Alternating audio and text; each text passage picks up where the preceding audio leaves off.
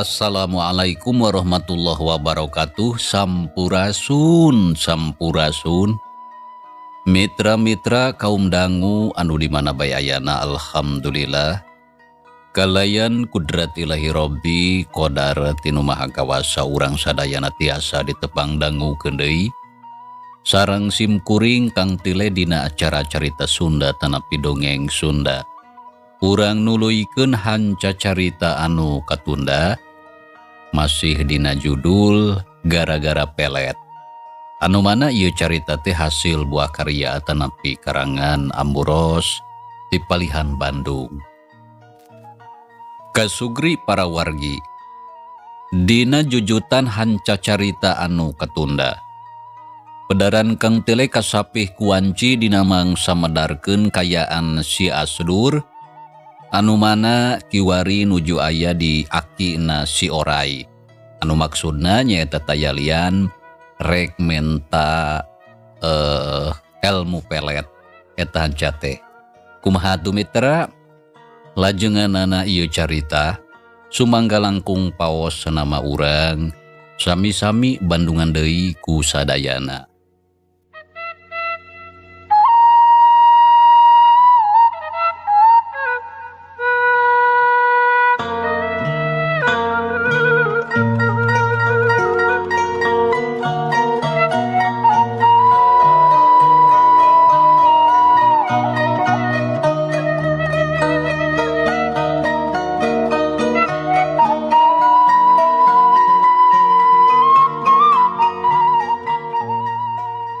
Tah kitu Aki anu ayeuna karandapan ku abdi teh. Ieu hate meuni nyeri Aki. Ceuk si Asdur pok deui nyebutkeun nyeri hate da kitu anu ayeuna karasa. Oh, hehehe. Baruk ujang teh ditampi ku saurang awewe. Leres Aki. Samalah sanes ngan saukur ditampik tapi abdi oge dihina. Geus kahareti ku Aki oge. Pan bieu geus dicaritakeun. Tah anu saterusna nya harek naon ujang datang ka dieu? Nyari maksad mah abdi teh bade nyuhunkeun pelet. Rek menta pelet? Nah ceuk saha nyaho Aki boga pelet? Apan saur putu Aki. Numawi abdi dongkap ka dieu nyari maksad mah bade nyuhunkeun tulung, tapi halaras Aki teh gaduh pelet. Si Asdur tumanya lantaran hayang meunang kapastian. Nah bener si Aki teh boga pelet atawa henteu. Anu dipalar sangkan usahana teu gaplah. Oh, jadi ujang cerek menca pelet? Nya memang benar aya Aki oge anu kitu mah. Samalah anu datang ka dieu nyiar pelet teh lain saukur ujang hungkul. Da geus loba anu datang ka Aki sareta boga maksud anu sarua. Nya eta menta pelet lantaran ditampi ku saurang awewe. Tah pamikitu mah telepat atuh abdi dongkap ka Aki. Teh geuning batur oge tos seueur anu ka dieu. Kumargi kitu sok atuh enggal abdi pasihan pelet keur melet eta istri. Ngarah hate abdi anu keur nyeri gancang kaubaran. Ceuk si Asdur nyaritana daria.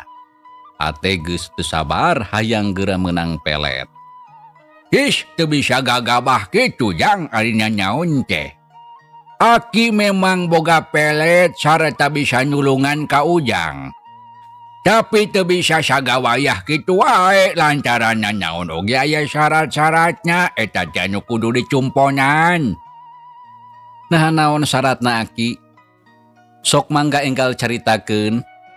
Yeuh Ujang. Ari syaratna mah gumantung kana kumaha matih peletnya. Sabab anu ngaranna pelet teh rupa-rupa ngaranna eta teh. Aya pelet si guntur geni, aya pelet si leugeuh teureub, aya oge pelet jaran goyang. Samalah di wewengkon Sukabumi mah loba ngaran-ngaran pelet teh.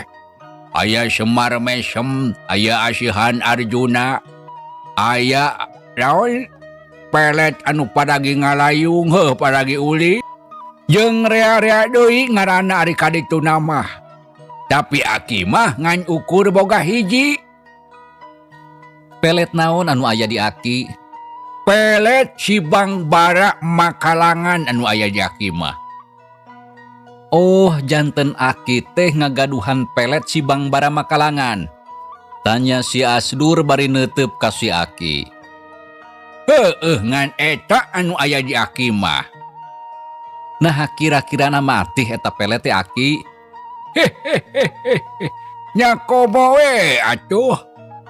Komo lamun bisa nyumponan pameulina mah. Awewe anu kakeunaan ku eta pelet moal teu lolongseran. Lolongseran di buruan teh gogoleran hayang kawin. Waduh hebat atunya Aki. Nya komo we atuh hebat mah. Samalah mah pelet Bang Bara Makalangan geus kakoncara eta teh matihnya. Walon si Aki mere keterangan ngeunaan pelet anu aya di manehna. Nya lamun kitu mah abdi teh nyuhunkeun pelet eta we atuh Aki. Heug bae ku Aki jibere. Asal Ujang sanggup nyumponan sakabeh syarat-syaratnya ceuk Aki oge. Tah nyaha kira-kirana sanggup? Tanya si Aki bari neuteup ka si Asdur. Tapi naon syarat-syaratna teh Aki? Jang, pelet si Bang Bara Makalangan teh aya 3 tingkatan. Tingkat kahiji, tingkat kadua jeung tingkat katilu.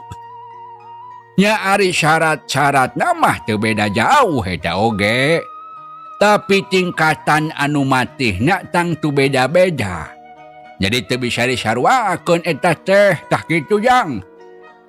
Ceuk si Aki mere keterangan sajelas-jelasna sangkan kahareti ku si Asdur. Oh kitunya Aki. Heueuh nya kitu atuh. Aki, ari tingkatan anu kahiji naha naon anu janten syaratna? Tingkat anu kahiji, Ujang kudu ngajalankeun puasa anu lilana 27 poe. Sareta kudu noron ulah eureun-eureunnan. Olo nah hagening meuni lila-lila teuing. Ceuk si Asdur ngajenghok ngadenge kitu teh. Da puguh ari kudu puasa mah tangtu berat pikeun manehna. Lantaran salila ieu tara ngajalankeun puasa. Nyada memang kitu anu jadi syaratnya. Eta teh kedah puasa wungkul atawa aya deui tambahna Aki? Nya aya atuh. Anu matak dengekeun heula. Ulah wakanem pas ari kolor can anggeus ngomong teh bisi kawalat. Oh sumuhun mangga lajengkeun atuh Aki. Heug urang teruskeun. Tingkat anu kahiji tadi geus disebutkeun. Lamun Ujang kudu sanggup ngajalankeun puasa lilana 27 poe. Anu saterusna, syarat anu kadua Ujang kudu ngayakeun duit anu gedena 15.000 minangka keur pameulina. Tah kitu kumaha sanggup? Oh kitu syarat anu kahiji teh. Tapi bakal sabar halila kakuatana eta pelet teh Aki. Lantaran ceuk beja mah anu ngaran pelet cenah tara tahan lila jadi sok tereh laas. Nah nya eta teh Aki, tanya si Asdur bari melong ka si Aki sabab hayang menang katerangan anu pasti. Nah sabaraha lila na kakuatan eta pelet teh. Nya lamun Ujang nyokot pelet anu tingkat kahiji, sareta bisa nyumponan sakabeh syaratnya kakuatan eta pelet teh bisa tahan nepi ka sabulan. Oh jadi ngan ukur sabulaneun nya Aki. Ukur sabulaneun. Leuwih ti sakitu mah eta pelet bakal laas. Sabab anu ngaran pelet mah moal bisa tahan lila. Lantaran aya batas waktunya. Tapi pelet anu tingkatan kahiji teh matih atawa henteu Aki? Nya komo we atuh matih mah. Lamun teu percaya cobaan. Astur, cing sok cobaan arinya masih lain teh hayang melet Nyi Fitri. Cukuplah sabulaneun oge. Ceuk si Oray anu tadi ngabandungan milu nimbrung. Keke heula euy. Pelet tingkatan anu kahiji mah asa berat syaratna. Lantaran puasana lila teuing 27 poe. Geus tangtu berat eta teh euy keur dewek mah. Da meureun si laing oge apa lamun dewek mah jarang ngajalankeun puasa. Walon si Asdur bari seuri hatena ngarasa wegah ari syaratna sarupa kitu mah. Oh jadi Ujang teh beratna ngajalankeun puasanya. Nya lamun kitu mah gampang nyokot syarat anu kadua we atuh. Rada hampang eta mah teu lila teuing ngajalankeun puasanya. Tah, lamun anu kadua leuwih hampang mah eta we atuh Aki. Tapi naon anu janten syaratna? Nah sami keneh atawa kumaha? Syaratna mah sarua keneh. Anu kahiji Ujang kudu ngajalankeun puasa anu lilana 17 poe. Anu kadua Ujang kudu ngayakeun duit anu gedena 20.000 keur pameulina tah kitu Jang. Ceuk si Aki nerangkeun syarat pelet anu tingkatan kadua. Euleuh geuning ari waktu puasana ngurangan, tapi duitna jadi nambahan leuwih gede tibatan tingkatan anu kahiji. Memang kitu Jang syaratnya. Tingkatan anu kadua memang duitna leuwih gede. Tapi eta pelet teh leuwih matih tibatan tingkatan anu kahiji. Gampang teurak sarata terapna bisa leuwih lila. Nya lamun anu kahiji mangan saukur kuat sabulaneun. Tapi pelet anu tingkatan kadua mah bisa tahan nepi ka 40 poe. Dah kitu Jang. Jadi kumaha nah harek nyokot pelet tingkatan kahiji atawa tingkat kadua? Eta mah tinggal kumaha Ujang wae. Tinggal milih sakumaha kasanggupan sorangan. Ceuk si Aki nyarita nandaria pisan. Di Bandungan ku si Asdur jeung dua baturna si Oray jeung si Endul. Anu ti tadi teu pipilueun ngomong sabab sieun ngaganggu. Aduh keheula Aki. Terus terang rada bingung ieu teh lantaran syarat anu kahiji jeung anu kadua engger keneh sarua beratna. Ari sabab geuning duanana oge kudu ngajalankeun puasa ngan pedah waktuna ngurangan. Tapi sanajan kitu pikeun kuring mah angger we berat. Beunah ari Ujang. Kakara puasa sakitu oge masih ngomong berat. Padahal waktuna geus dikurangan. Cik Aki hayang nanya. Nah hari Ujang salila hirup. Tara pisan ngajalankeun puasa atawa kumaha? Puasa anu umum we lah puasa Ramadan. Oh sok atawa tara? Tanya si Aki bari mencrong ka si Asdur anu keur diuk hareupeun. Nya osok eta oge Aki. Nya ari osok matang teu moal berat teuing. Anggap we atuh Ujang teh keur ngajalankeun puasa Ramadan. Da carana mah sarua ngan beda dina palebah macakeun niatna hungkul. Kang anggap we atuh akang teh keur ngajalankeun puasa ari carana sarua mah. Hitung-hitung sakalian latihan Ngarah engke tahun hareup lamun aya umur bisa ngajalankeun puasa dina bulana. Ceuk si Endul anu ti tadi ukur ngabandungan melu nimbrung. Tapi berat keneh pikeun dewek mah Pendul. Oh, da akang mah tara puasa pisan atuh. Jadi weh kakara sakitu oge geus karasa berat. Tapi sanajan kitu kudu dilaksanakeun ari akang boga kahayang mah. Apan cenah hayang melet Nyi Fitri lain. Memang kitu ari kahayang mah. Tapi ari kudu puasa 17 poe mah kawasna teu sanggup Pendul dewek teh. Kumaha ieu teh? Nyumponan syarat pelet anu tingkatan kahiji teu kuat. Dibere anu tingkatan kadua masih teu kuat keneh. Ceuk si Aki bari gogodeg ngerasa heran ka si Asdur. Aki, naha aya pelet anu syaratna teu kudu puasa? Tanya si Asdur bari melong ka si Aki. Nya eueuh atuh Jang. Sabab KBOG kitu syaratnya. Komo batur mah aya anu puasana nepi ka 40 poe eta teh. Ari pelet anu aya di Aki mah kaitung enteng sakitu mah. Nya enteng sote saur Aki. Da ceuk abdi mah keukeuh berat. Terus hayang anu kumaha atuh Ujang teh? Hayang anu syaratna teu make puasa Aki.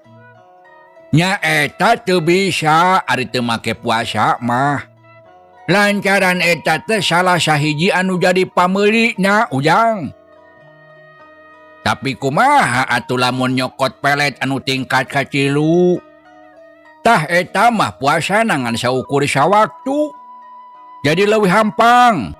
Tapi duitna anu kudu disadiakeun ku Ujang tangtu leuwih gede. Kedah sabaraha ari pelet tingkat anu katilu syaratna? Pelet anu tingkatan katilu, anu kahiji syaratna angger keneh kudu puasa anu lilana sanaktu Ujang. Ngeunaan duitna anu kudu disadiakeun nyaeta Rp35.000. Beuh geuning leuwih gede deui duitna nu ieu mah.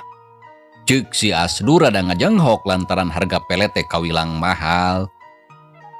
Nya memang kitu pelet tingkat anu katilu mah leuwih mahal tibatan anu kahiji jeung kadua.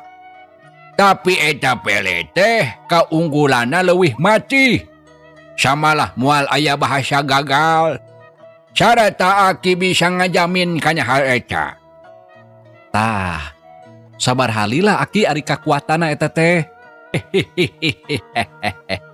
Lamun anu eta mah batas waktuna leuwih pondok tibatan pelet tingkat kahiji jeung anu kadua. Lancaran waktuna ngan saukur 21 poe sarta moal leuwih. Harna habet kitu Aki. Apan duit anu kudu disadiakeunna oge leuwih gede. Tapi naha batas waktuna leuwih pondok? Tangtu kitu. Sabab anu eta mah ngajalankeun puasana ngan ukur sanaktu. Nya lamun wedal Ujang cenah Senen, geus pasti puasana ngan ukur 4 poe. Lamun ninggang poe Salasa jadi 3 poe. Nya pokona mah kitu we lah gumantung kana wedalan Ujang. Walon si Aki nyaritana daria pisan di Bandungan ku si Asdur jeung baturna kalayan saragap. Lantaran hayang jelas anu ditepikeun ku si Aki. Oh kitu. Jadi waktuna ngan ukur 21 poe. Atuh sakedeung. Bener leuwih sakedeung. Tapi ku Aki geus disebutkeun lamun eta pelet mati tibatan pelet tingkat kahiji atawa kadua. Sakali Ujang mapatkeun jangjawokana, eta pelet bakal langsung terak ka awewe anu dimaksud ku Ujang. Jadi geus moal kudu nungguan isuk atawa pageto. Nya cindekna mah harita keneh, pokona dijamin tokcer sakali nyebutkeun ngaranna eta pelet langsung terak. Jadi teu siga pelet anu tingkat kahiji jeung kadua. Anu eta mah samemeh terak teh sok aya jangkana heula 2 atawa 3 poe. kakara cerak. Tah kitu kumaha kaharti? Tanya si Aki bari neuteup ka si Asdur. Kahartos Aki. Syukur kaharti mah. Tah ayeuna kumaha kaputusan Ujang? Nya harek nyokot pelet anu tingkat sabaraha atuh? Rek nyokot anu katilu we Aki. Ngarah teu gagal. Kajeun lah sanajan kasebut mahal oge teu nanaon. Tapi kumaha Aki lamun kuring teu kuat ngajalankeun puasana? Nah bisa buruhkeun atawa henteu? Tanya si Asdur bari melong ka si Aki. Dasar si laing mah Asdur. Manya atuh anu kasebut puasa make jeung muruhkeun. Motong disaruakeun jeung macul atuh. Si laing mah kawas anu ngalindur nyarita teh. Ceuk si Oray bari nya kakak seuri. Kumaha hari Akang? Di mana-mana oge anu ngaran puasa mah kudu dijalankeun ku sorangan atuh. Dasar anu gejol. Tembal si Endul terusnya kakak seuri lantaran teu kuat nahan. Cece lah kawas bodor Ujang mah. Ya ari puasa mah tangtu kudu dijalankeun ku sorangan atuh Jang. Ceuk si Aki bari nyerenge hayang seuri ku polahna si Asdur. Tah eta nu beratna teh. Aki cing atuh tulungan. Kumaha carana sangkan kuring bisa menang pelet. Tapi syaratna teu kudu puasa. Sarta eta pelet kudu mati, kudu tokcer ulah aya bahasa gagal. Samalah kudu gancang teurak sakali macakeun jang jaukan. Awewe anu ngaranna Nyi Fitri kudu langsung bogoh. Sarta kabungbulengan ku kuring. Nya jadi hayang pelet anu mati Aki. Sarta kuring hayang tarima beres we ulah aya syarat puasa. Tah lamun kitu cik bisa atawa henteu Aki? Tanya si Asdur keukeuh menta pelet anu mati tapi hayang tarima beres. Nyatang tu bisa wae pikeun Aki mah. Da geus biasa migawe anu kitu mah. Ujang hayang pelet tapi hayang tarima beres. Sok bae ku Aki rek dipigawe, tapi pameulina tang tu leuwih mahal. Sabaraha Aki ari anu disebut mahal teh? 40.000 sok sadiakeun duit anu gedena sakitu. Satuluyna ku Aki rek dipigawe sakabehna Ujang geus teu kudu ngajalankeun puasa. Paling ngukur tinggal ngapalkeun jang jawokanna hungkul. Jadi geus kawilang hampang atuh ari kitu mah. Dah kumaha sanggup teu? Sanggup lah Aki. Geus bae kitu pokona abdi mah menta tarima beres. Soal itu jeung ieu mah sagala rupana masrahkeun ka Aki. Walon si Asdur manehna langsung nyanggupan kana syarat anu disodorkeun ku si Aki. Nyaeta anu kudu nyadiakeun duit gedena 40.000 keur pameulina. Nyahog bae ari kitu mah. Keun ku Aki rek dijalankeun sakumaha pamenta Ujang. Sarta Ujang ulah poho kudu nyadiakeun duitnya. Mangga Aki lah. Duit 40.000 ku abdi rek dicumponan. Tapi nah iraha kira-kirana abdi rek dibere peletna? Soal pelet teu kudu hariwang Ujang. Kumaha ayana duit? Pasti pelet dibahankeun ka Ujang, tah kitu we ti Aki mah. Oh, jadi kudu crung cerengnya Aki. Tapi bisa teu lamun dianjuk heula. Nya maksud abdi teh pelet nati heula tangke duitna pandeuri. Nya teu bisa atuh Jang. Pira ku aya pelet syaratna kudu dianjuk. Ieu mah babanyit teh kawas bodor wae. Ceuk si Aki bari seuri kitu deui si Endul jeung si Oray. Dasar si laing mah Asdur. Hayang pelet anu mati tapi embung hese. Geus dibere anu gampang tapi syarat rek dianjuk. Dititah puasa kalah rek muruhkeun. Kawas anu burung si laing mah. Ceuk si Oray terus ngabarakatak seuri meuni akay-akayan. Lain maksud rek dianjuk. Tapi eta mah ukur nanyakeun hungkul. Teteh lah Kang makawas anu kurang. Kurang naon pendul? Kurang sandan. Wah, si laing duaan makalah nyengserikeun ka dewek teh. Ceuk si Asdur bari ngareret ke si Endul. Gus, tong sareuseurean. Tah ayeuna cing atuh sok bogohkeun waktuna. Kira-kira na iraha ujang rek masyarakeun duit keur syaratnya. Nya ngarah syarat anu sajena ku aki dipegawe ti ayeuna. 3 poe deui akilah. Kuring pasti ka dieu deui bari mawa duit. Atuh hari kitu mah 3 poe deui ujang kudu datang ka dieu bari mawa duit anu gedena 40.000 keur pameulina. Tah engke ku aki baris dibere jang jauh kana sangkan diapalkeun ku ujang. Pokona mah 3 poe deui abdi baris datang. Walon si Asdur nya sanggeus kitu mah babadamian ngeunaan pelet rengse nepi ka dinya. Saterusna mah prung ngobrol ngaler ngidul bareng jeung kitu torojol atuh sinini nyampeurkeun nya pugo bae atau heuh ningali incuna si Oto yaya ka dinya. Tiluana terus cungcong sasalaman sarta geuwat di tampanan.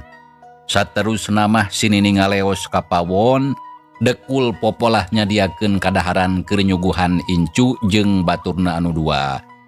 Lantaran geus pasti lapareun. Saenggeus aya kana sawatara waktu. Kadaharan geus sadia tuluy brak dalahar ngariung bala kecerakan. Rengse dahar prung deui ngalobrol bari udud anu dicaritakeun teu jauh ti pasoalan pelet.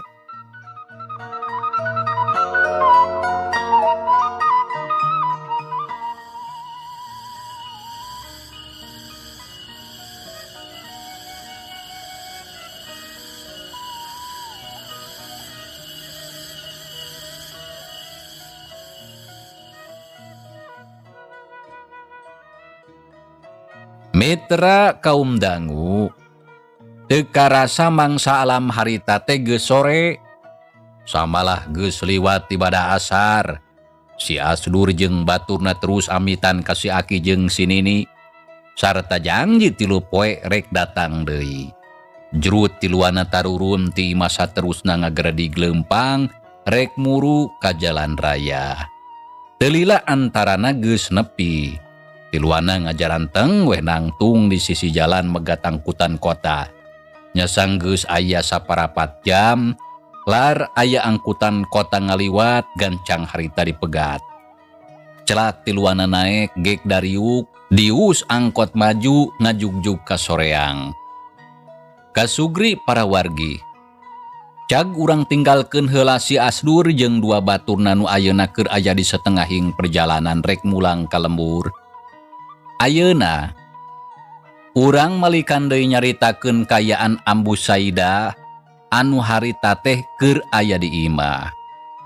Wanci sabada asar, Ambu Saidah kakararengse ngajalankeun salat, koloyong leumpang muru ka tepas, juru turun ka pakarangan, terus luntang lantung ningalian kekembangan. Sakapeung sok tunga-tengo ka jalan ningali salakina Abah Karta anu acan aya mulang. Sup deui Ambu Saidah ka jero imah nya terus kebat ka tukang. Jerut-jerut ka pipir imah kasampak di dinya aya si Juned keur ngosrek ngasa bedog. Bari hahariringan bangun senang.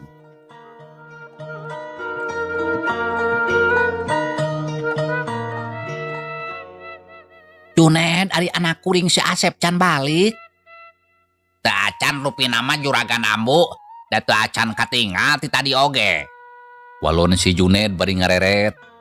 Beunah ka mana deui eta babanye teh tuning teu betah pisan geucing di imah. Kayangna teh kitu we ngulampreng aprak-aprakan ulin kanu teu puguh. Kurang-kurangna sabar mah geus matak jengkel. Ceuk Ambu Saidah kukulutus nembrakeun ka keheulna. Si Juned ukur jempe bari ngadengekeun kana sakabeh caritaan dudungana. Ned, ari maneh apal atawa henteu kemana inditna? Nu mawi henteu juragan Ambu. Da tadi teh saatosna tuang, Kang Asep teras ngaleos anjeunna teh mung bae duka bade ka mana.